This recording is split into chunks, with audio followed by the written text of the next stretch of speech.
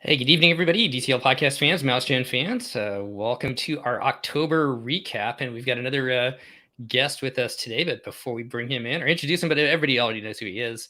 Let's go down to Tampa first. And how you doing today, Steve? I'm doing good. The intro jingle, I'm like Chris dancing to it. I'm usually listening to it in the car line when I pick up Henry. And joining us this week, kind of last minute throwing this together, and I was like, you know what? Let's talk about some Run Disney. We were lucky to be on Lake Show. As he kind of recap or set up Wine and Dine weekend. You guys just experienced Wine and Dine weekend, so I was like, let's bring Lake on tonight. We'll talk about what you guys experienced. How you doing tonight, Lake? Thanks for jumping on late and last minute. Yeah, absolutely. Happy to be here. Excited to talk Run Disney because it's back. It's official. It's happened. We got the shirts on, Lake. We do. Yep. There we go. I love it. You guys, I didn't get to see a lot. I was like flying all weekend, so I didn't get to really follow along as much. But I saw some of you guys' pictures and it looked like, other than the wet time and the first couple of races, Sunday looked like a great day. Oh yeah, I'll tell you who else was flying. That guy right there. He's fast. Yeah, he and Katie killed it, is what I heard. So yes. All right, well, let's jump into our DCL news recap for October. We touched on a little bit of October and September, so not quite as many shows, but pretty big story to start with. Steve, why don't you kick us off with story number one?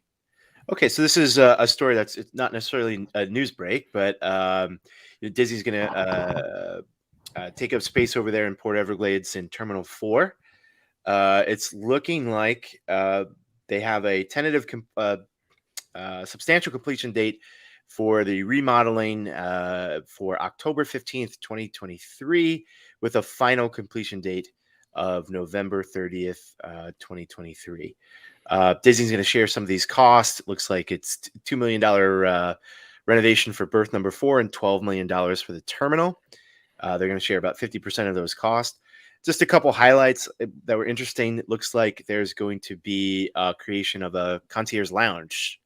Chris and the concierge, if you're listening. There will be he's on Castaway Key right now. Actually, he's on the really? fantasy right now. Yeah, on a cabana. Of course, yeah, of course he is. Yeah. What a life, my friend. Yeah, they're going to create a concierge lounge at the port. So I think that this is another, perhaps a trend or something that's already happening, that you're going to have a little bit more of that experience that's happening at the port. Although, obviously, as we've seen with COVID, you're not spending much time in there whatsoever now, and kind of fast tracking through that. But I'm sure that'll change. So it looks like they're guaranteeing in the first fiscal year about 400,000 passengers. For fiscal year 2, 450,000, and then upwards of 750,000. It'll be one ship there, Magic Class ship or Dream Class ship, it looks like, with the opportunity to get to a second ship as well. So start your speculation on what's going to be there. I think Steve just informed me that looks like it'll start out with 3 and 4 night sailings at the moment.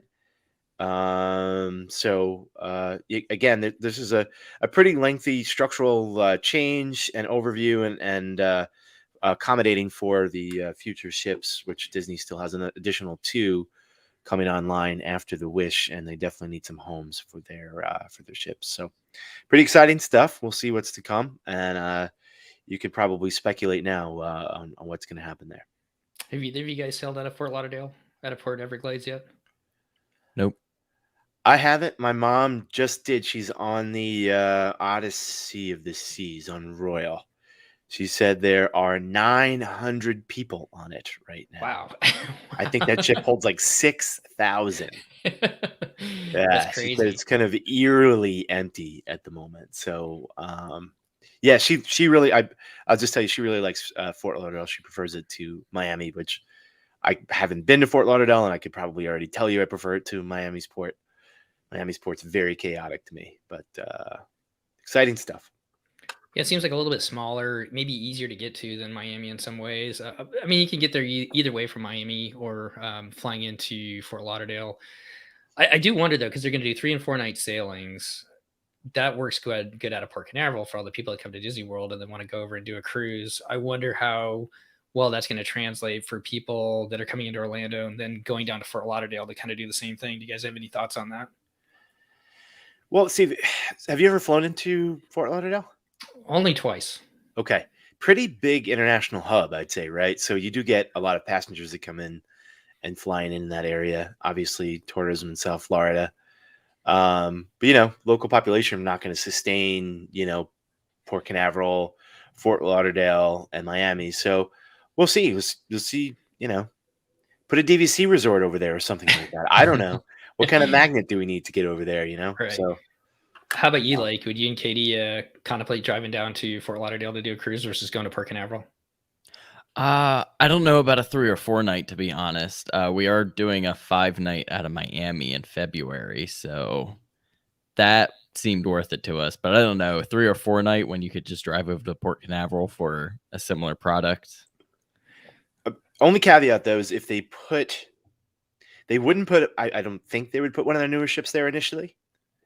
And this is what I mentioned to you before, Steve. So this is slated to start just by 2025. They're going to get a second ship in there potentially, right? Yes.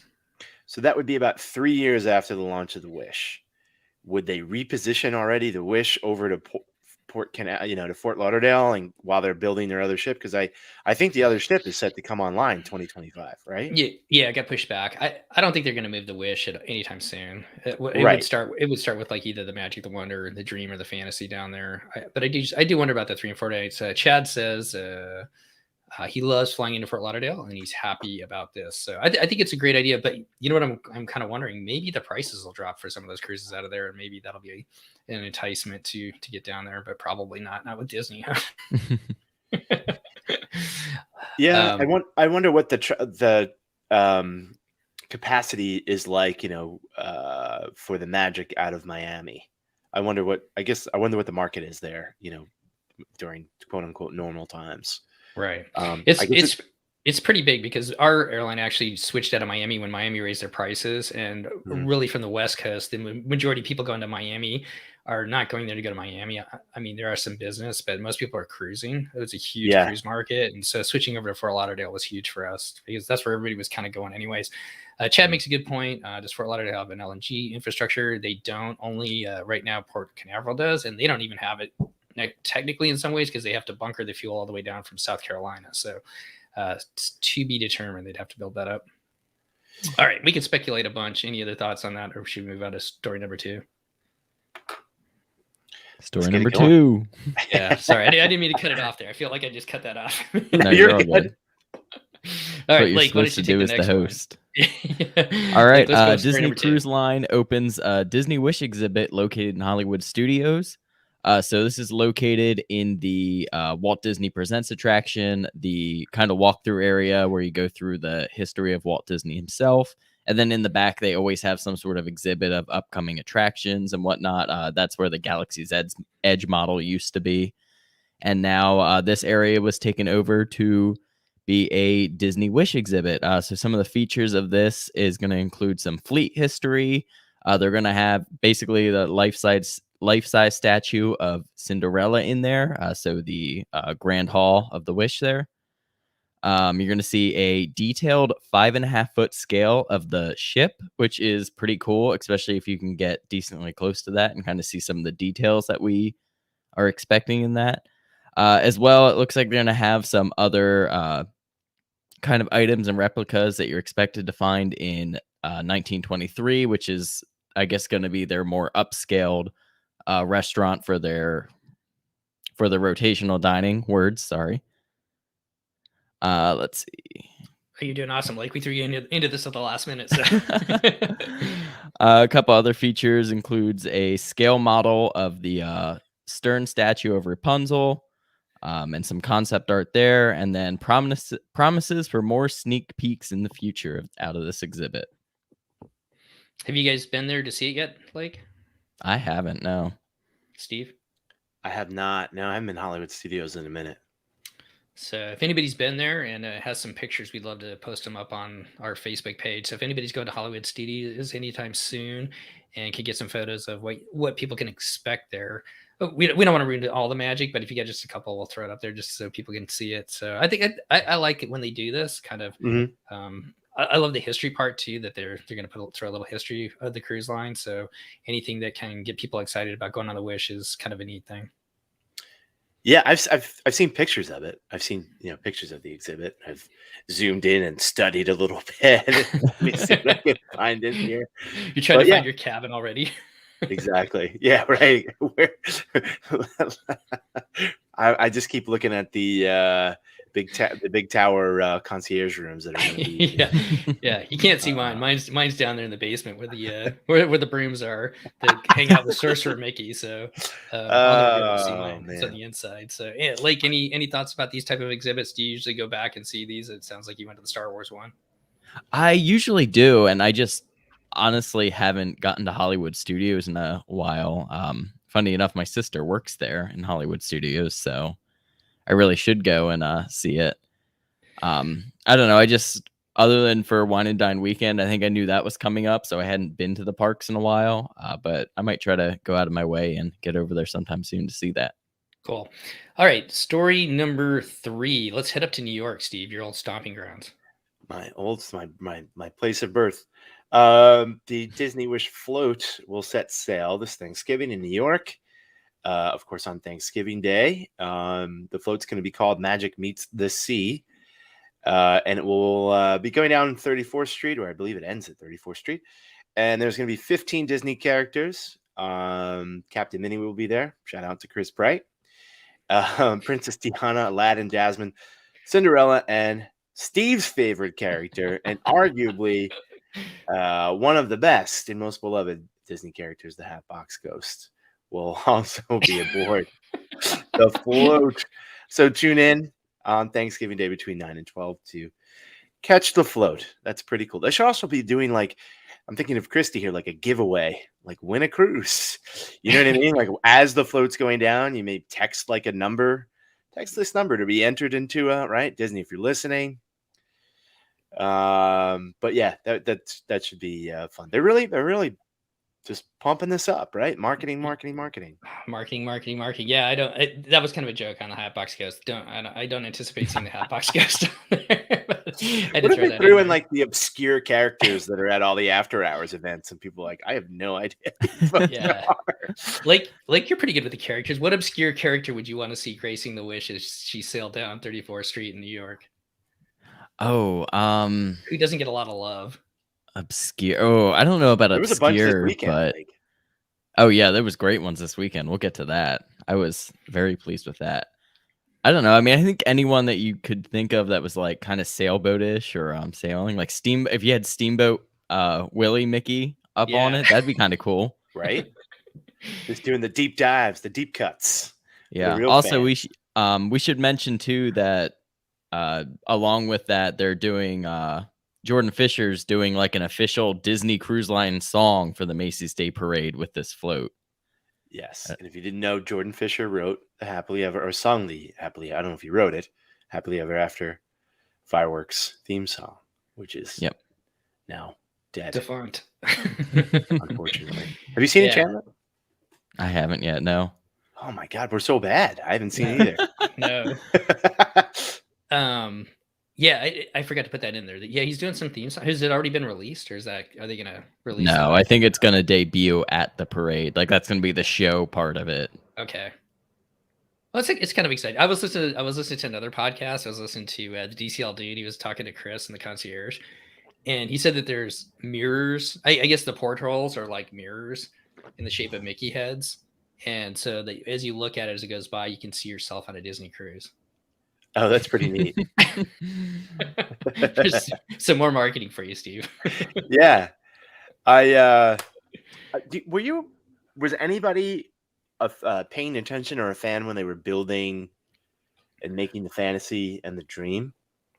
I just was curious about what the run up. We should probably look at that, like what the marketing was when they were building those ships. Because I feel like right now it's like, and of course we're in a completely different age of YouTube and social media than we were in, say, 2011, 2012. Yeah. So a lot has changed in a decade. But I love like the little YouTube clips. We're going to get to the next news story here, which is a segue to the item that you're going to cover, Steve.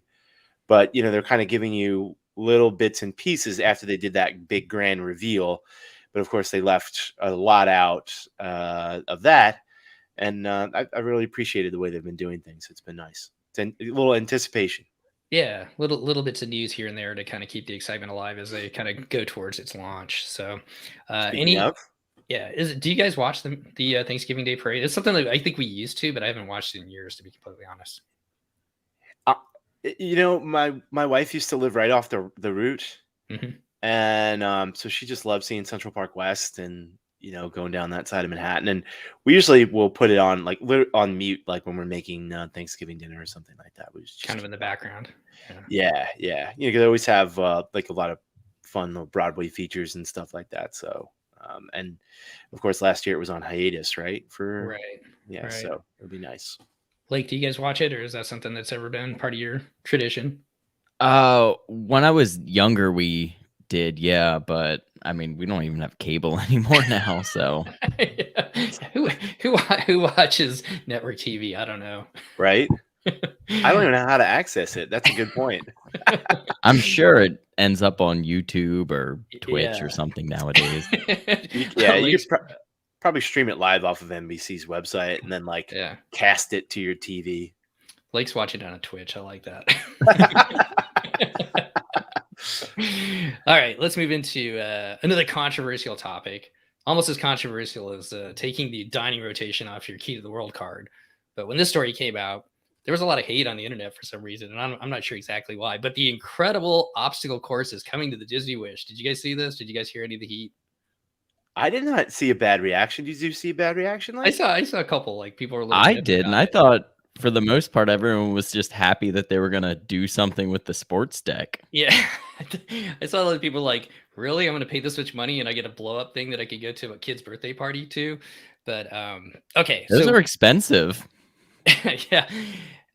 To be honest, the Hero Zone is something that's kind of I glossed over. I didn't really pay attention to it. The Chad, this is controversial.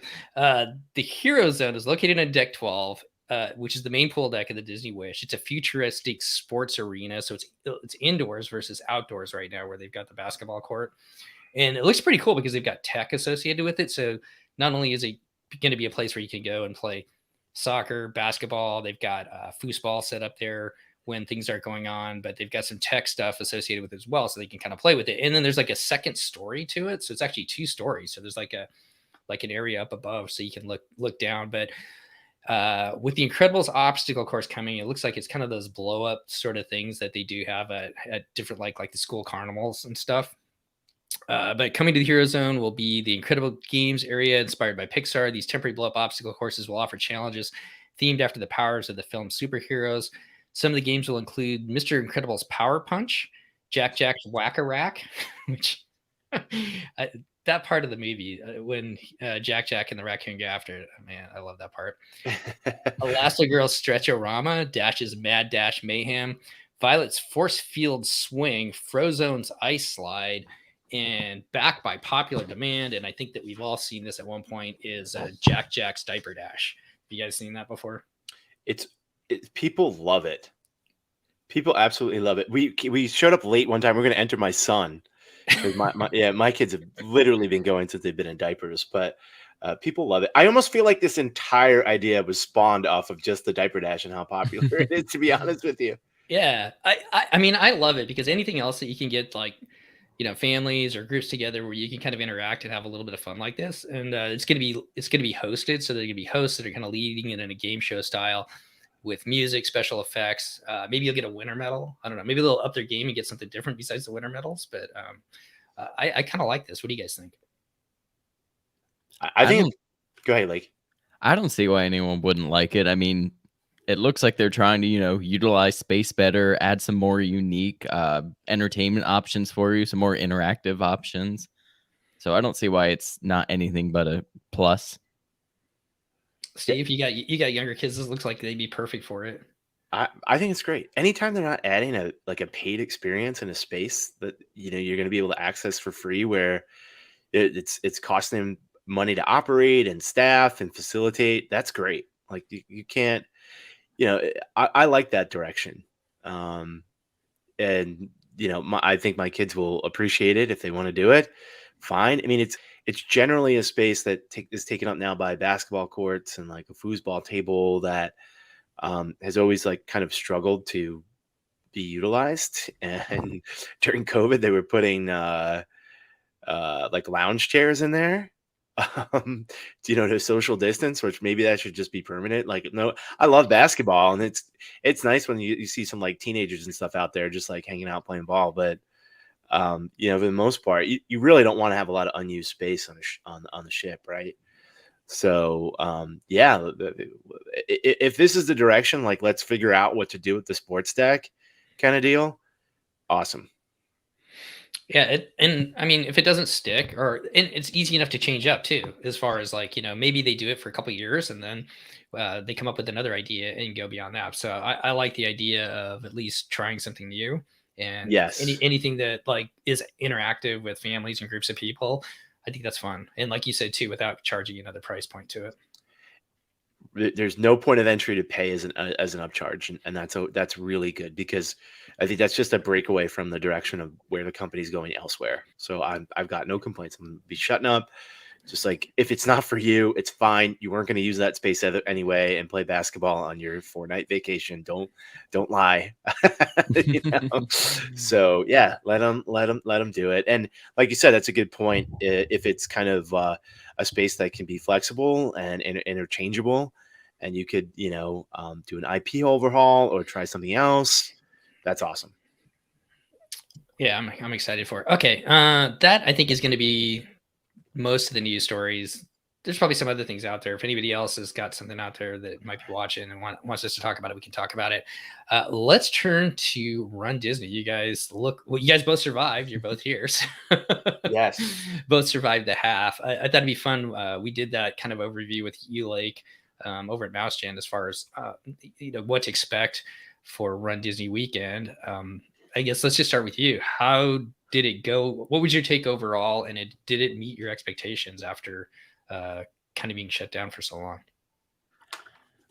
Overall, honestly, I was pretty impressed. Yeah, there's a couple little nitpicky things here or there that I certainly could say, they could do better. But for, being the first weekend back, I was impressed. I had a great time, especially the half. The half for me, I thought was just a really awesome race between the entertainment options, the course, and just some of the different things that they did. I was very impressed with the half for sure. But overall, just a really great weekend. And Steve, you were over there for the half as well. What was your kind of thoughts going into the race, and then just overall, how was your experience? Good. I think this is the second wind down I've done. And I'm starting to think this is probably my favorite course. I think going through Animal Kingdom, and you get 3 parks. I mean, if you want to count a parking lot, technically almost 4. But yeah, you get the 3 parking lot experience for the half. I mean, three parking lot, 3 park experience. You do get 4 parking lots, actually. You run through every park's parking lot. There you go. There's definitely some quirks we can get into for me. The couple things. There always are. But I enjoyed the course. I thought the entertainment out there was plentiful. It didn't seem stripped down. And it was very good to be back out there. Sunday, the weather was also great. Friday and Saturday, unfortunately, was a little rough. Definitely felt bad for some folks out there. It was wet. It was cold. It was windy. Particularly, I think, on Saturday. So that was a little rough. But that's not an element, that is a fault, of course, of organizers. But yeah, had a good time. But we can get in some pros and cons if you want. Let's see. We'll get to that in just a second. Oh, pros and cons. What in what way? Just of the overall race. Oh. I do have some other things. Okay. Well, let's just start, and we'll just kind of go down the list. And if we don't hit all those pros and cons as we get through, we'll definitely do a pros and cons at the end. How's that? There you go. And don't let me forget. All right. Let's start with the expo. Like, how was the expo experience? I thought the expo experience was very positive. We got there, was that Thursday, but we did not rope drop it. We went, I don't know, maybe around 12:30. So still the first day. As for getting your bib and doing your packet pickup, the online waiver thing was super easy, done beforehand. Now, a lot of people did have issues, and there was, at least in the morning, a pretty significant line for people who had all sorts of issues with online check-in and that sort of thing. We did not experience any of those. The check-in pass that was on your phone was literally just your name and your bib number and your registration. There was no scanning or anything like I thought there might have been. So you just showed them that and your ID, and you still went and you flipped to the page and signed your name by your bib number.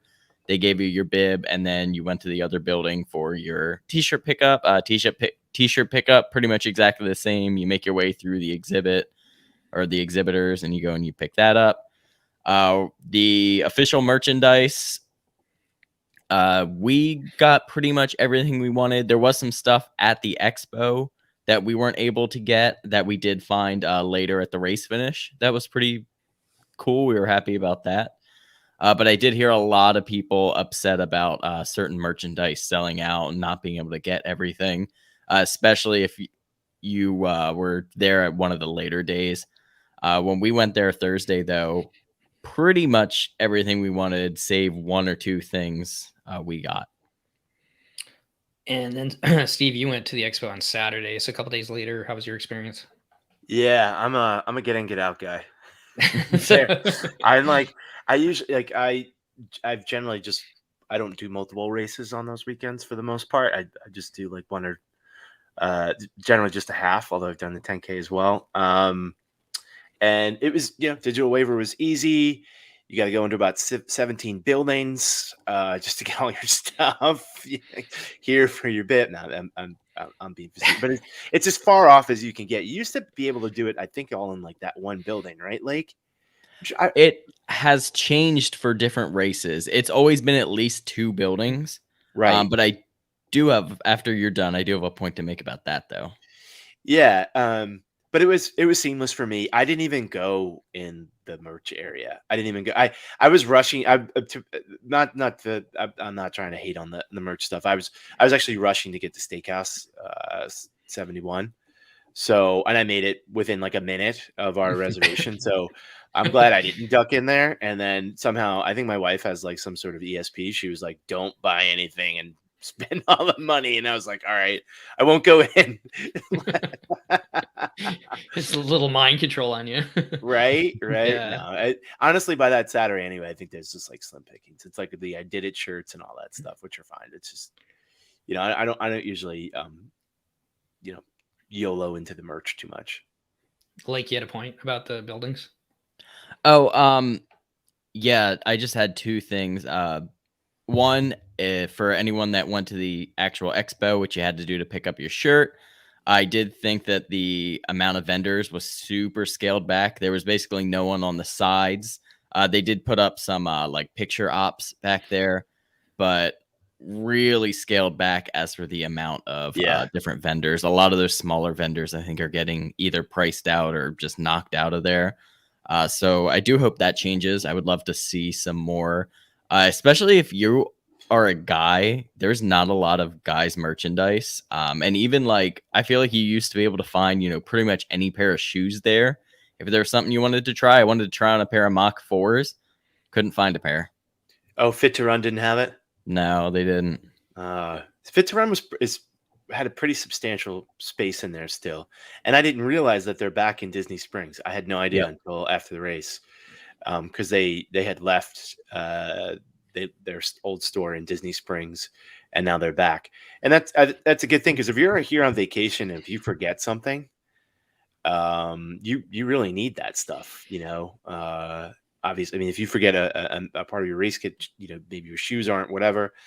People had I'm sure a lot of wet items this weekend. Maybe weren't prepared for multiple pairs of socks, which you need to be comfortable during these events, no matter how hard or easy you're taking it. It's very easy to get a blister when you got wet socks. It's sometimes not hard to kind of hurt yourself a little bit. Hello. So get your KT tape. But KT tape was there. The aftershocks were there. Fit to Run was there. I think some of the Sparkle Run, like you said, the sort of things that are geared towards female clothing, I think had a presence. I think of course that stuff sells pretty well, like the skirts and stuff like that. But yeah, not a ton. I bought a gel and some extra body glide, I think, before I left. I spent like $7 in the expo and just darted out of there. But it was definitely scaled back.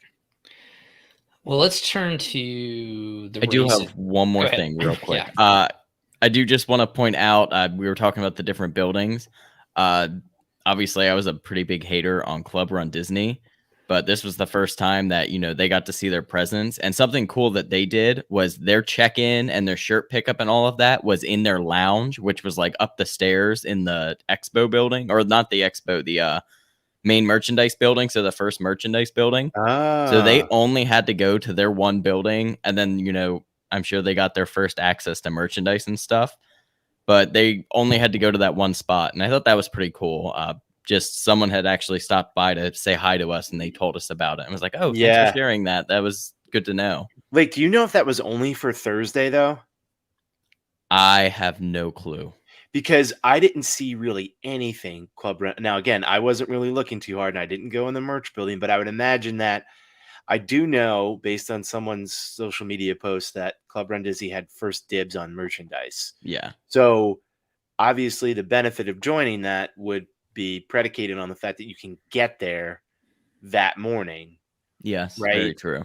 Because or else the only shortcut and convenience would be that you get your bib in one bill. Like that's it. If merch is important to you, then you missed out. So interesting. We'll see how that evolves, but still not joining. But hey, Let's turn to the 5K. Like you and Katie ran that first race back. What was that like for Run Disney to kind of kick off that 5K and to be out there running again? Yeah, this was Katie and I's first 5K. We've never done any of the Run Disney 5Ks. And it was a lot of fun. We did it together. We totally just chilled. They're not super strict about like your pacing or anything for the most part. I'm sure if you were really diddle dallying, they would try to hurry you along. But we kind of just did like some run walking together. Took some pictures and stuff and just enjoyed it. It was cold and rainy. We wore ponchos literally up to race start. But it was just fun to be back and be, part of that first race back. It was really exciting. People were excited to be there. I think some people were a little bit disappointed because of the rain kind of getting harder and softer throughout the race. Some characters weren't always out. We saw, I think, 4 or 5, and there were a couple that other people reported seeing that we just did not. But other than that, it was just exciting to be back. I think I saw a couple of pictures from that day after you guys finished, and the smiles on your faces was like you could tell that you guys had a really good time. So that's awesome. Is it worth? We don't really have time to cover each one of the different races. So did the corrals kind of work the same for all 3 races? Like since you did all 3. So they were all switched to start groups, which I think is kind of the big weekend controversy. If there was anything that people were really gonna con or bash on. So they basically made less corrals and called them start groups. And then within those start groups, split you up into smaller waves. So I really go ahead.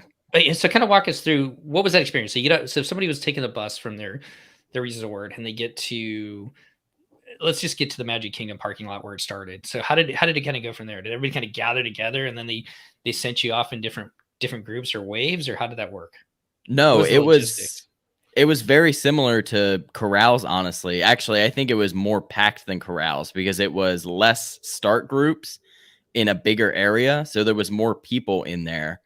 I don't really understand the change, to be honest. I will note that Katie said she was impressed by the speed at which they were pushing out the wave. She said it was about every 2 minutes, where it used to be about every 4 minutes.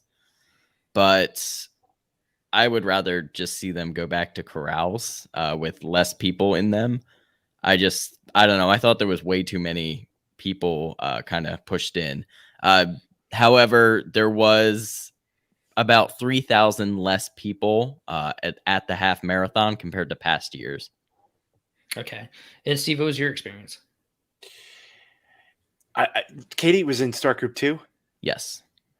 So she probably had a little bit more of what I'm baffled about the start groups. I have absolutely, it wasn't a safety protocol thing to me. I don't get it at all.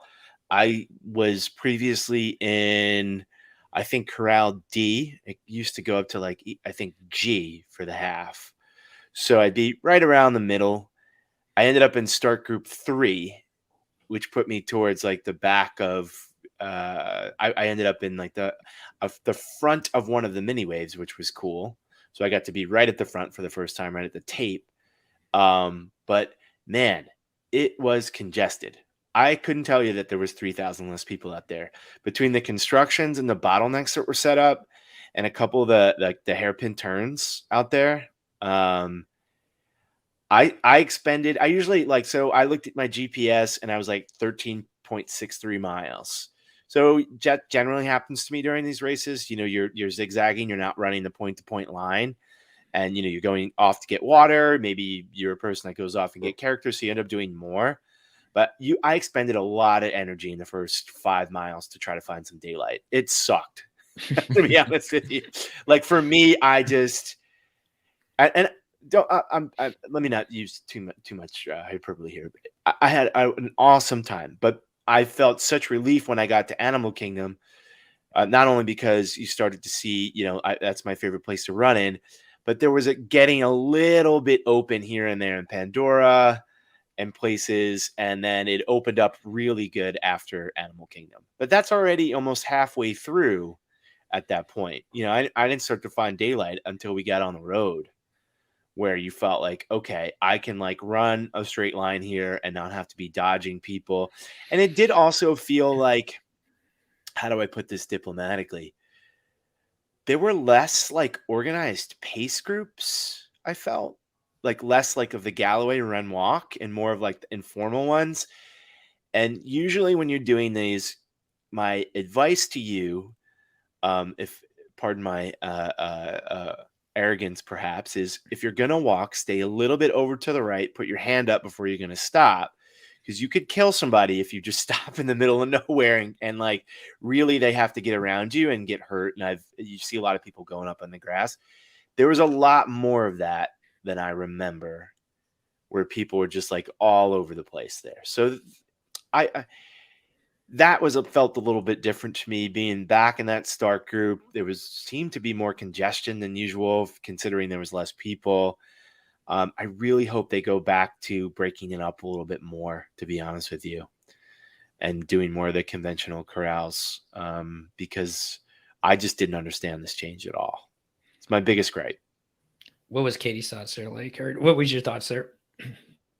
I mean, I know for Katie, like I said, she was kind of early in start group 2.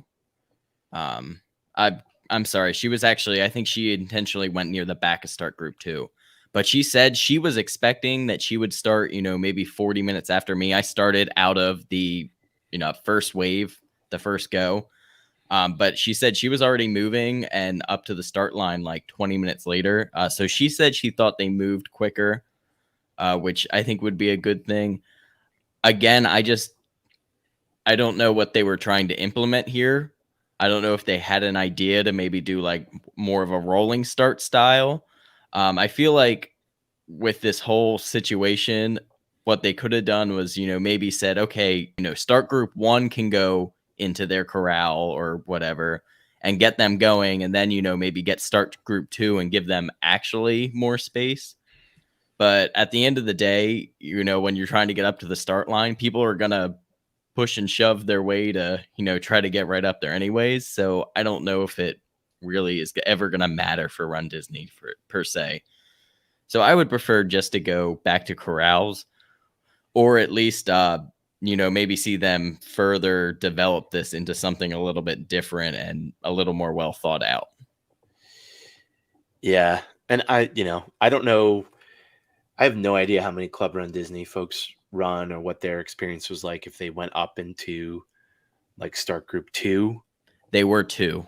Yeah, they were 2, right? Club Run. Yes. Yeah. So, and maybe that's why I got kicked down to 3, possibly. I don't know. Damn. The darn bourgeois pushing you back again. Yeah, and you know, it's been hard the last couple of years, right? Because Yeah. you need a proof of time, and I haven't Yeah. had a race to put in. Right. And my goal is just to get a little bit faster, like you guys, and get up to the. I mean, I do think the experience would improve vastly if I could be up towards the front of the earlier start groups. I think that would I think that makes a big difference if you can put a proof of time and you do plan on running, to try to run for a little bit of time. Like I think that makes a difference. I started at 5:29:34. I looked. It was my exact start time. That's not bad for being like start group 3 though. You can say slow. I wasn't no, slow was not by any means. I was trying to think of like, okay, where, if you were corral D, what time would you usually start and how would that compare? I'm just kidding with you. Like, that's funny. No, I really, it's just personal. I really would want to get up to those front corrals one day. And no, I totally understand what you're saying. When I did my first marathon, it was a Marine Corps marathon back in DC. And there's so many people and just on these narrow streets to start with. It was like mile 18 by the time you got to the mall where it actually opened up and you could actually get some space. But for the first 18 miles, it was just like wherever you started, you were, because we were going to use so much energy trying to cut back and forth between people. So I just followed this one guy. I remember this t-shirt forever. So yeah, you do. Did you also see there was like a couple of I don't remember seeing sheriffs on bikes before. Did you see that? Like, yeah, they've been out. They've been out before. Okay. Yeah. They were like getting around them was like in certain points was tough too. Because I thought I saw like more than usual, but maybe I was just oblivious to that before. But all right. So let's turn to the course itself. It seems like you said it, Steve, that this is one of your favorite races as far as the course goes. And Lake, you were nodding along as well. And I think that you said that in the past. This is one of your favorite races. What is it about the half for Wine and Dine that makes it great? And whoever wants to go first. Go ahead, Steve. I would say that I feel like there's you're always looking forward to a park to get into. Like, I got through Animal Kingdom. Next up, we got Hollywood Studios, and from Hollywood Studios on in, it just flies. So that's that's obviously going to usually be the toughest part for you if you're like me or anybody that you might be hurting a little bit by that point. And you got about 5K or so left once you get in Hollywood Studios. And you got Hollywood Studios, guests are filing in. You get I do wish there was a little bit more spectators out there too. I really do. God, Disney, please put some spectators out there. I watched the New York City Marathon highlights yesterday, and I was like, we really need a little bit more of that. But yeah, the people that were lining up for Hollywood Studios are cheering you on. The boardwalk is probably the best place to get cheered on. There's a lot of people that are coming out from the hotels and the resorts that are there to cheer. That's like people's probably favorite spot to cheer. And Disney's really limited that too. Like, people used to have a little bit more freedom of like parking over there and spectating and cheering and so on. I think they've limited that a lot because they've limited a lot of traffic to the resorts big time. And then from there, you're right to Epcot. So like that whole stretch is great. And, for me, usually when I run, I don't start to feel good until like mile 2 or 3. Generally, like, it just takes me a little bit to warm up and get going. So by that point, like, you're in Animal Kingdom, like right around 4.5, 5. So like there's always a point with, if I could use a comparison, like when you're doing the Walt Disney World half, you're going through Magic Kingdom. It kind of like dies after Magic Kingdom for me. And that's Magic Kingdom going through the castle about mile 6, right? Like for the half.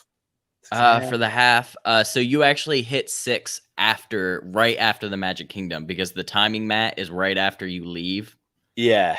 Kind of heading towards Grand Floridian there. So you actually are done Magic Kingdom before halfway through the race. Yeah. And it would be awesome if they could figure out a way to just like that, if it ended like right outside there, like that's how you ended. Like, that would be great, But anyway, yeah. So the course is just awesome, and the stuff they had on it was very entertaining and fun. Lake, why is this one of your favorite races? Like he said, I think this is just one of the more interesting courses. I actually love that first like 3 or 4 miles where you're going on those back roads.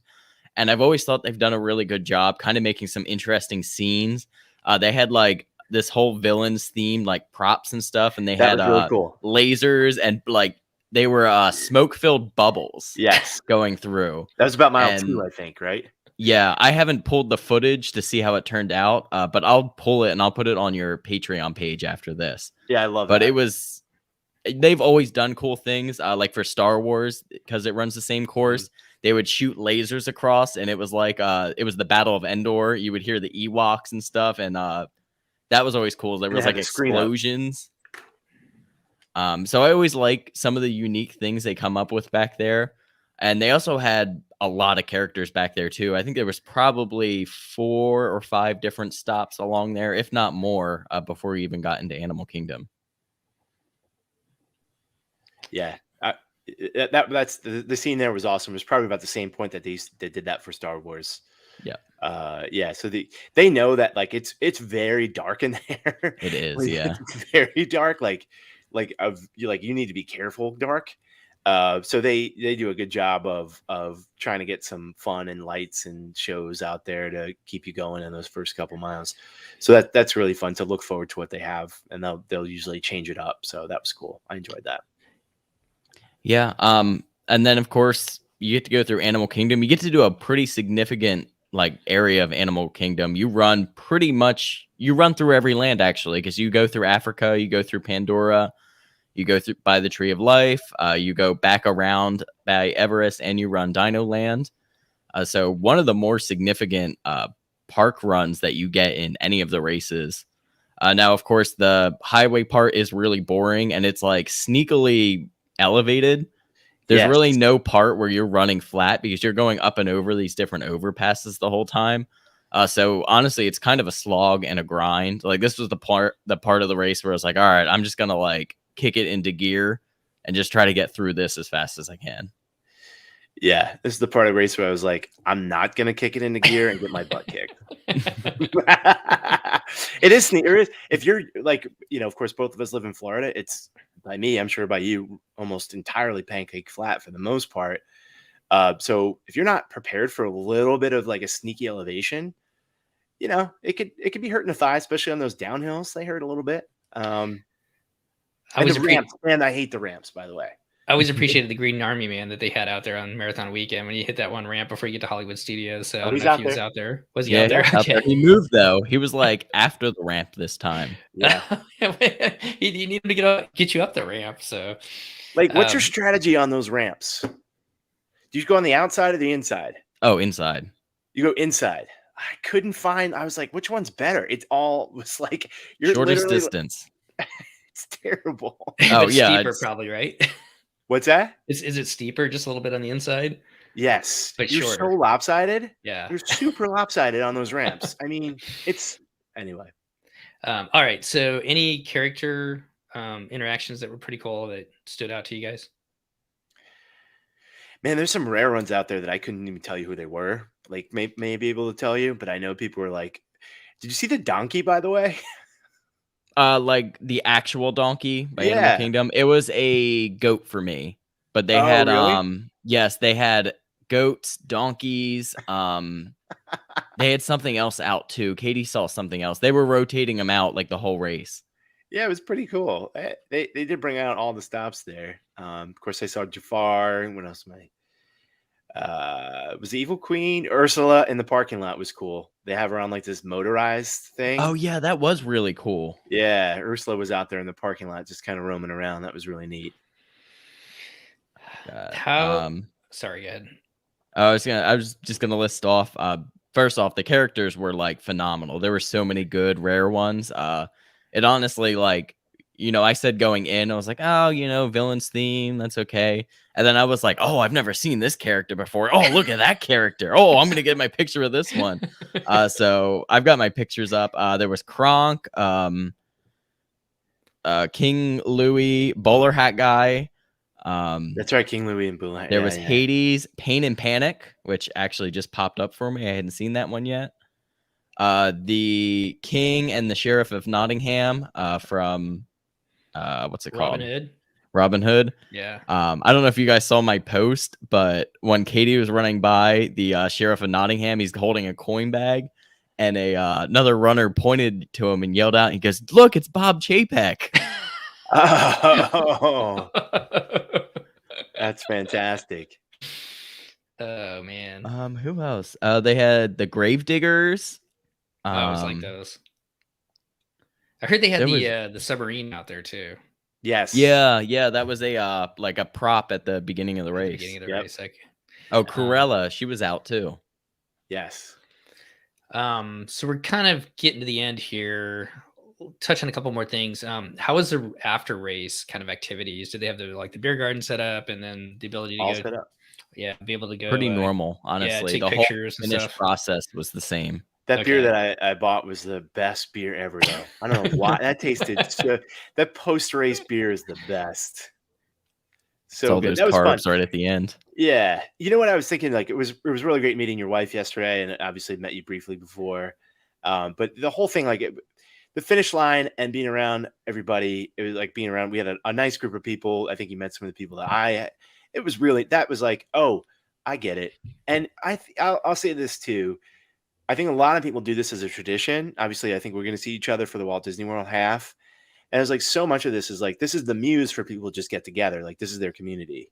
You know, they train and check in with each other. And it's just weeks of this buildup. And it's not just like a weekend and like a one and done thing where you're just like, okay, let's go to the park. Let's meet up, bring the families. This is like an opportunity to have and it also is like uniquely sort of adult in that way too. Like, it's just like friends that are out meeting each other to do these weekends. So I really appreciated that part of things. It was really great meeting up with people. Although, just a tidbit that I want to add to, race started at 5. I was on the bus at 2:30, 2:40, excuse me. That was the first bus. It's a half an hour earlier. We're trending in the wrong direction here.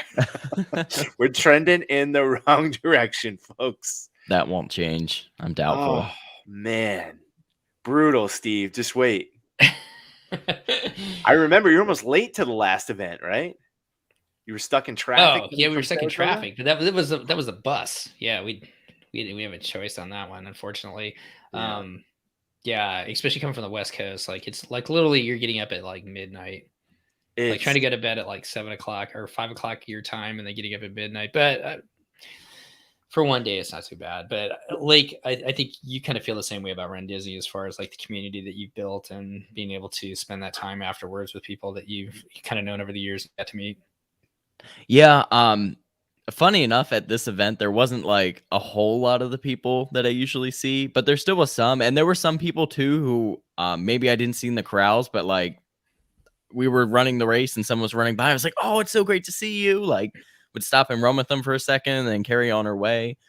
So it really was just great to, be back, see everyone, and everyone is so excited about the same thing, being back and running.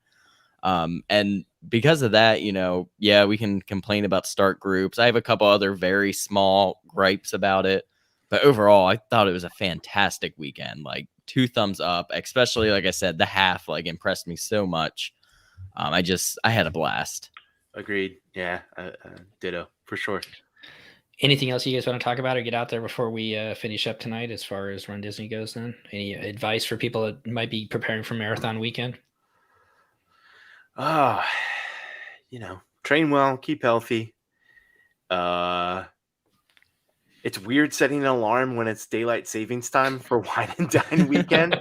We literally set a timer from the time that we'd like, instead of an alarm, to try to, because if you set your alarm at like 1:59, it would roll back. It would roll back at that point.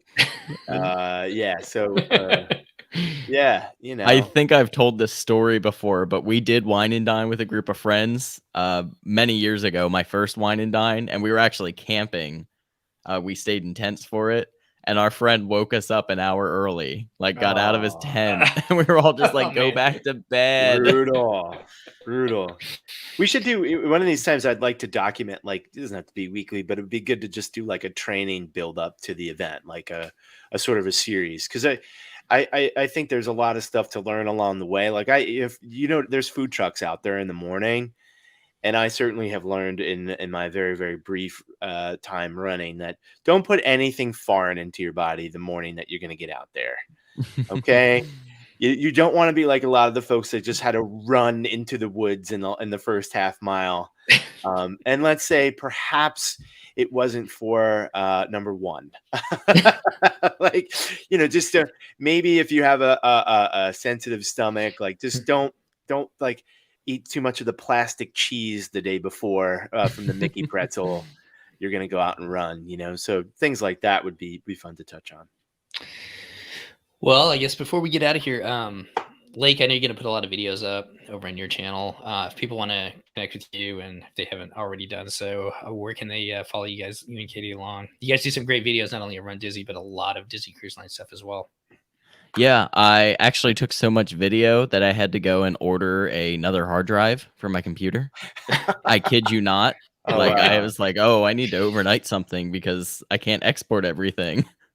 But yeah, we will have a ton of videos coming out from this. I already mentioned I'll post some stuff in the Patreon group for you guys tonight, just some sneak peek. But you can find us at YouTube at MouseGen. That's MOUSEGEN. That is where we post all of our main content. We are also on Facebook at MouseGen and then Instagram, mouse.gen. We do have actually highlights up from the whole weekend. We were doing stories the whole weekend. I do apologize about anything that posted upside down. That was an issue with Instagram this weekend, and it was very annoying. But yeah, you can find us at all of those fun places. Well, thanks again for jumping on last minute to do this. I thought it'd be fun to talk about your guys' experiences with Run Disney. I hope everybody enjoyed it today. Steve, I'll give you the last word. Any final thoughts? Disney Cruise Line, Run Disney, Sheriff of Nottingham. Any final thoughts there? No, Lake killed it. He had a great weekend. He stayed at a bunch of different places. They ate at a couple of different restaurants, went to the post-race party. Like, I feel like you guys did it up. So follow along with him. I'm looking forward to what you put out there. And all the fun things that you guys did together. So that'll be fun to watch. All right. Well, cheers, guys. Thanks for doing this tonight. It's always fun to connect.